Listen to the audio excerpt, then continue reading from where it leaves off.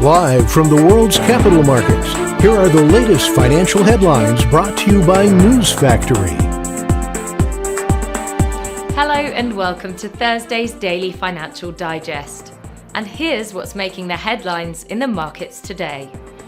The Bitcoin dollar pair traded sideways in the last session. The MACD is giving a positive signal. The euro dollar price remained largely unchanged in the last session. The stochastic RSI indicates an overbought market. The pound dollar pair saw a minor rise of 0.2% in the last session. The stochastic RSI is giving a positive signal. The Aussie dollar price remained largely unchanged in the last session. The ROC is giving a negative signal.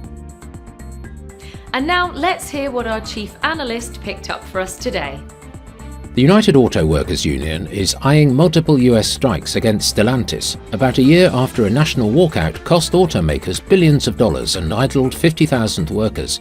UAW president warned that several union local chapters were laying the groundwork for strikes that could collectively shut down the automaker. US stocks closed with modest losses well off their intraday highs after the Federal Reserve cut interest rates by 50 basis points, the high side of estimates for its first cut in more than 4 years. Bitcoin rallied above $61,000 following the United States Federal Reserve's decision to cut interest rates by 50 basis points.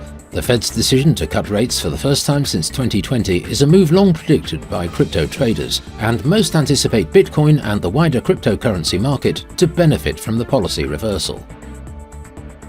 Those were today's major economic events. And now, moving on to world financial headlines. The Dutch unemployment rate will be released at 4:30 GMT, Germany's German Buber monthly report at 10 GMT, Australia's unemployment rate at 1:30 GMT. The UK's GfK consumer confidence will be released at 23:01 GMT. The US initial jobless claims at 12:30 GMT, Australia's employment change at 1:30 GMT.